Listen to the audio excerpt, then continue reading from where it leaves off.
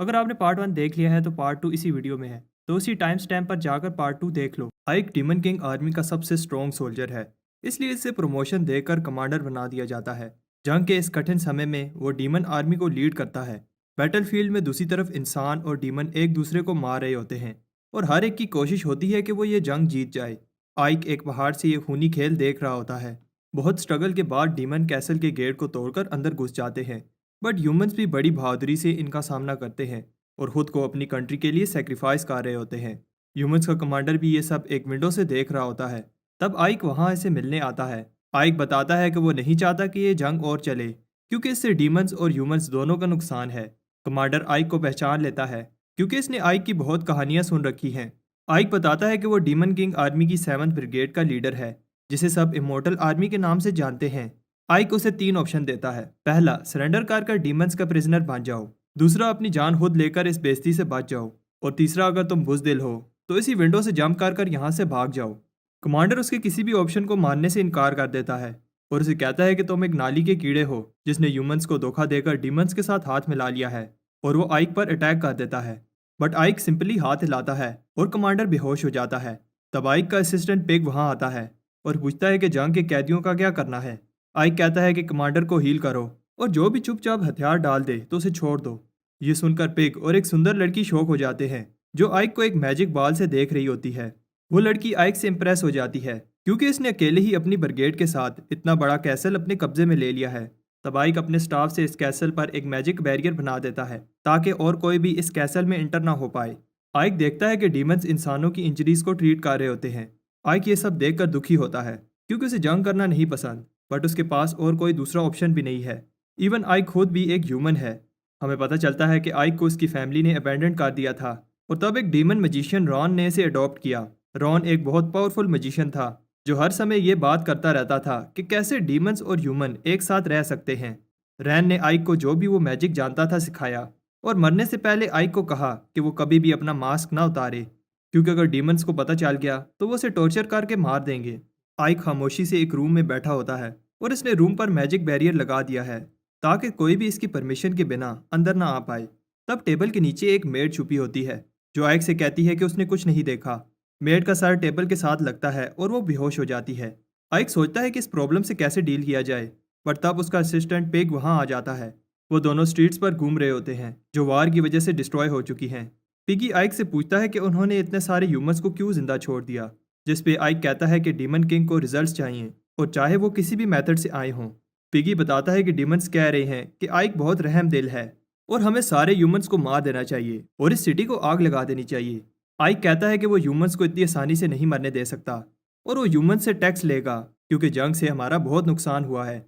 इसके साथ साथ आर्सलाम सिटी एक ट्रेडिंग सिटी है, तो इसे संभालने के लिए हमें ह्यूमंस की ज़रूरत होगी। पिगी को आइक की बातें समझ नहीं आ रही होती। तब आइक रुक जाता है जब वहाँ कुछ ह्यूमंस आते हैं। पिगी उन्हें कहता है कि वो रास्ते से हट जाएं, बट आइक कहता है कि वो बताएं कि वो क्या चाहते हैं। एक आदमी पूछता है कि उन्हें डीमन किंग को कितना टैक्स देना होगा। आइक कहता है कि जितना वो पहले दे रहे थे। ये सुनकर सब ह्यूमंस खुश हो जाते हैं। तब आइक बताता है कि अगर उन्होंने बगावत की कोशिश की तो उनकी पनिशमेंट सिर्फ मौत होगी। जब वो ये सब कह रहा होता है तो अचानक से वो टेलीपोर्ट हो जाता है। ये देखकर पिगी शॉक हो जाता है। आइक को भी नहीं पता होता कि उसके साथ क्या हो रहा है, और तब एक बड़ा मॉन्स्टर इस पर अटैक कर देता है। वो इस मॉन्स्टर के अटैक को डॉज करते हुए उस लड़की से कहता है, ये सब क्या है। डीमन उस पर अटैक चालू रखता है। तब आइक अपने मैजिक स्टाफ से एक ही स्पेल से इसे डिस्ट्रॉय कर देता है। तब वो सुंदर लड़की आइक को बताती है कि लास्ट टाइम जब हम मिले थे तो तुम एक छोटे से बच्चे थे जो रान के पीछे छुपता था। वो बताती है कि गोलम बहुत स्ट्रॉन्ग था, इसका मतलब तुम भी बहुत स्ट्रॉन्ग हो गए हो। हमें पता चलता है कि इस लड़की का नाम सफेरो है, और रोन के अलावा सिर्फ यही लड़की है जो जानती है कि आइक एक ह्यूमन है। आइक उसे कहता है कि तुम मुझे ऐसे कभी भी जब तुम्हारा दिल करे नहीं बुला सकती, और अगर तुमने मुझे वार की सिचुएशन पूछने के लिए बुलाया है तो बता दूं कि हम वार जीत चुके हैं। सफेरो कहती है कि मुझे पता है, और मैंने तुम्हें इसलिए नहीं बुलाया। आइक शॉक हो जाता है जब वो बताती है कि डीमन किंग तुमसे मिलना चाहती है। आइक सोचता है कि डीमन किंग एक छोटे ब्रिगेड लीडर से क्यों मिलना चाहती है, और यही बात सफेरो से भी पूछता है। सफेरो कहती है कि तुमने एक ही वीक में आरसलाम को कैप्चर कर लिया है, और यही वजह हो सकती है कि डीमन किंग तुमसे मिलना चाहती है। वो उसे कहती है कि क्या तुम रेडी हो, और तब दोनों डीमन किंग के कैसल में टेलीपोर्ट हो जाते हैं। ये पहली बार थी कि आइक ने डीमन किंग का कैसल देखा है, और वो ये देखकर शॉक हो जाता है कि ये कितना बड़ा है। वो दोनों कैसल के गेट की तरफ जाते हैं जिसे डीमंस गार्ड कर रहे होते हैं। आइक सेथ से पूछता है क्या ये मेरी चेकिंग तो नहीं करेंगे। सेथ बताती है कि डीमन किंग एक इम्पोर्टेंट पर्सन है तो गार्ड सबकी चेकिंग करते हैं।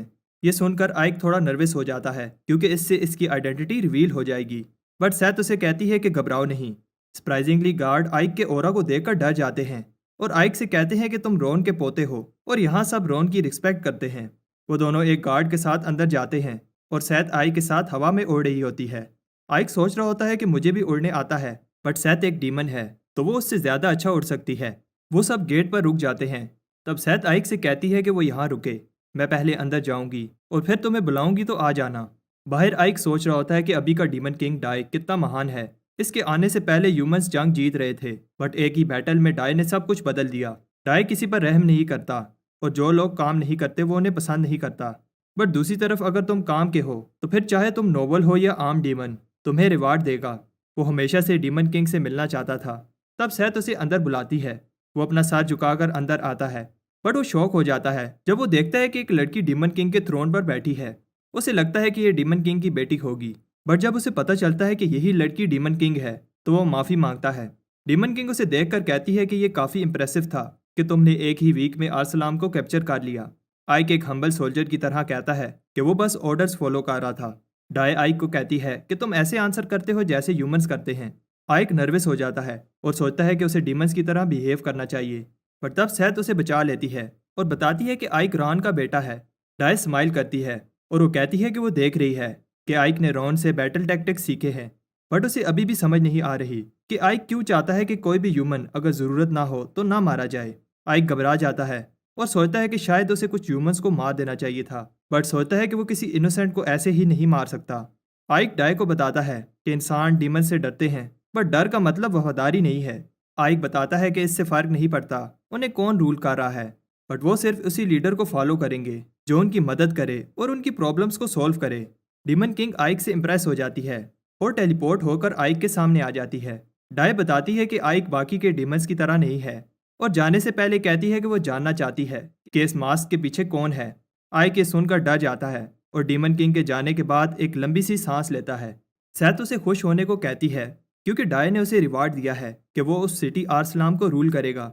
आइक वापस कैसल में टेलीपोर्ट हो जाता है जहाँ चेयर पर वही मेड सो रही होती है।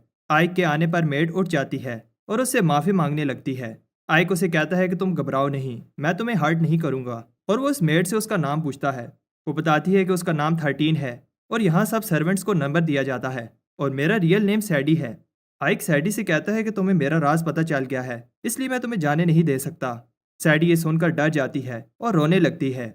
आइक कहता है कि मैं तुम्हें नहीं मारूंगा और अब से तुम मेरी पर्सनल मेड हो। आइक देखता है कि सिटी बहुत डैमेज हो गया है और अगर अब ह्यूमंस ने अटैक किया तो कैसल को प्रोटेक्ट करना मुश्किल होगा। आइक पिगी से पूछता है कि कितने टाइम में सिटी रिपेयर हो जाएगा। पिगी बताता है कि अगर सारे ह्यूमंस काम करें तो 6 महीने तो लग ही जाएंगे। आइक कहता है कि तुम्हारे पास 1 महीना है। ये सुनकर पिगी शॉक हो जाता है। आइक अपना प्लान बताता है जिसमें ह्यूमंस और डीमंस मिलकर सिटी को रिपेयर करेंगे।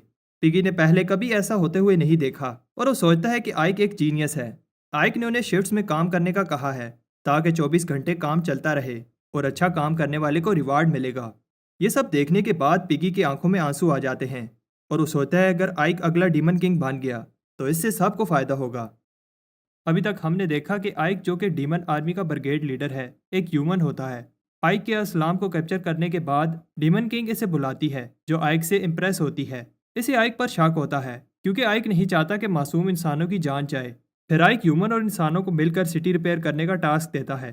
कुछ टाइम बाद हमें पता चलता है कि डीमन किंग ने आइक को यह मिशन दिया है कि वो ह्यूमन किंगडम के बीच होने वाली अलायंस की इन्फॉर्मेशन जमा करे।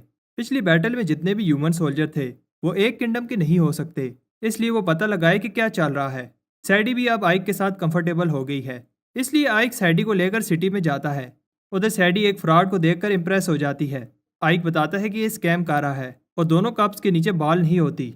ये देखकर पास खड़े लोग गुस्से में आ जाते हैं और आइक सैडी को वहां से ले जाता है। वो दोनों कुछ फ्रूट्स बाय करते हैं और वहाँ सोल्जर्स को देखकर आइक समझ जाता है कि ह्यूमंस के बीच अलायंस चल रही है।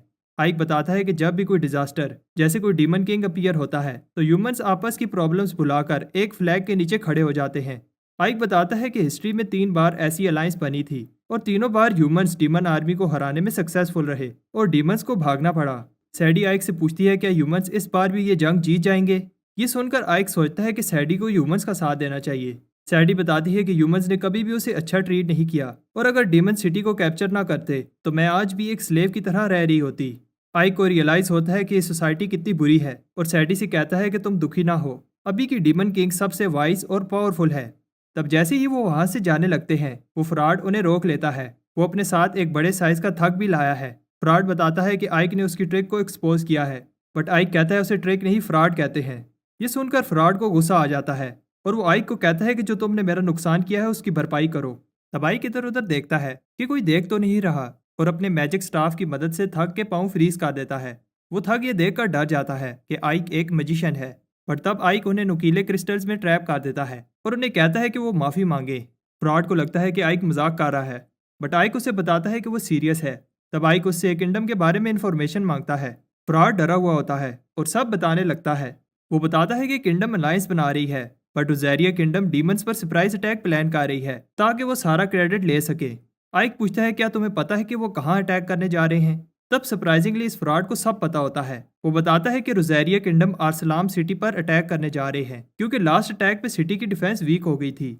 आइक वापस आर्सलाम सिटी जाता है ताकि वो अपनी डिफेंस को स्ट्रॉन्ग बना पाए। उसी शाम रोजारिया किंगडम के कुछ सोल्जर्स आर्सलाम में घुसने की तैयारी कर रहे होते हैं, बट तब जैसे ही वो आगे बढ़ते हैं जमीन से स्केल्टन्स निकलने लगते हैं।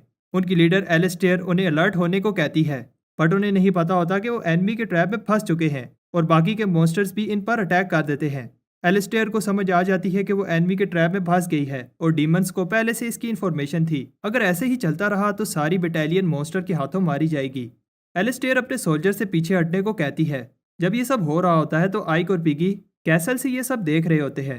पिगी आइक से इंप्रेस हो जाता है क्योंकि अगर आइक ट्रैप सेट ना करता तो सरप्राइज अटैक से बहुत कुछ बुरा हो सकता था। इससे पहले आइक कुछ कहता एक असैसिन आइक पर एरो शूट कर देता है। जब आइक की आंख खुलती है तो वो सफेरो के साथ बेड में होता है। सफेरो बताती है कि पिगी ने उसे टाइम पर बुला लिया और उसने आइक की इंजरीज को हील किया। अगर सफेरो ना आती तो आइक की जान खतरे में पड़ जाती। सफेरो उसे कंग्रेचुलेशन कहती है कि उसने ह्यूमंस के सरप्राइज अटैक को रोक दिया, बट उसे बताती है कि कैसे इस बार भी कुछ ही ह्यूमंस मारे गए और अगर ऐसे ही चलता रहा तो डीमन किंग को तुम पर शक हो जाएगा। आइक कहता है कि जो भी हो जाए मैं अपने गोल को अचीव करके रहूंगा जहां डीमंस और ह्यूमंस मिलकर रहेंगे। सफेरो वहां से चली जाती है और आइक पिगी को बुलाकर कहता है कि उस कमांडर की इंफॉर्मेशन निकालो जिसने कैसल पर अटैक किया था। पिगी बताता है कि उस कमांडर को उसके लीडर ने प्रिजन में डाल दिया है क्योंकि वो वार से भागी थी। आइक उस कमांडर से एक बार मिलना चाहता है जिसके लिए वो प्रिजन जाता है, बट उसकी स्लेव लिली उसके पीछे आ जाती है जो बहुत चिपकू होती है। वो दोनों अंदर जाने का सही मौका ढूंढ रहे होते हैं। लिली कहती है क्या मैं इन दोनों गार्ड्स को मार दूं, अंदर जाना इजी हो जाएगा। इससे पहले आइक लिली को कुछ कहता वो गार्ड्स को ठिकाने लगा देती है। वो प्रिजन के अंदर जाते हैं और आइक ने सोचा नहीं था कि ये इतना बड़ा होगा और कमांडर को ढूंढने में टाइम लग जाएगा। पर तब लिली एक गार्ड को टॉर्चर कर रही होती है जो बताता है कि कमांडर 3rd फ्लोर पर है। लिली आइक को कीस देती है। तब कुछ और गार्ड्स वहां आ जाते हैं। लिली कहती है कि तुम जाओ, इन्हें मैं संभाल लूंगी। बहुत ढूंढने के बाद आइक को सेल मिल जाता है, बट वो खाली होता है। जैसे ही वो अंदर जाता है कमांडर उस पर अटैक कर देती है। आइक उसके अटैक को डॉज करता है और फिर उसे पकड़ लेता है। आइक उसे छोड़ देता है। एलिस्टेयर आइक से पूछती है क्या तुम मुझ पर हंसने आए हो क्योंकि मैं तुमसे हार गई थी या फिर मुझे मारने आए हो। बट आइक जानना चाहता है क्या एलिस्टेयर ने किसी असैसिन को भेजा था। ये सुनकर एलिस्टेयर सरप्राइज हो जाती है क्योंकि उसने किसी असैसिन को नहीं भेजा होता। कुछ गार्ड्स वहां आ रहे होते हैं। एलिस्टेयर आइक की डिस्ट्रैक्शन का फायदा उठाकर उसके गले पर चाकू रख देती है। एलिस्टेयर आइक से पूछती है क्या वो डीमन है या ह्यूमन। आइक सोच रहा होता है क्या उसे एलिस्टेयर को बता देना चाहिए कि वो ह्यूमन है। अगर आपको ये वीडियो अच्छी लगी तो लाइक करो और कमेंट में बताओ क्या मुझे ये एनिमे कंटिन्यू करना चाहिए या नहीं।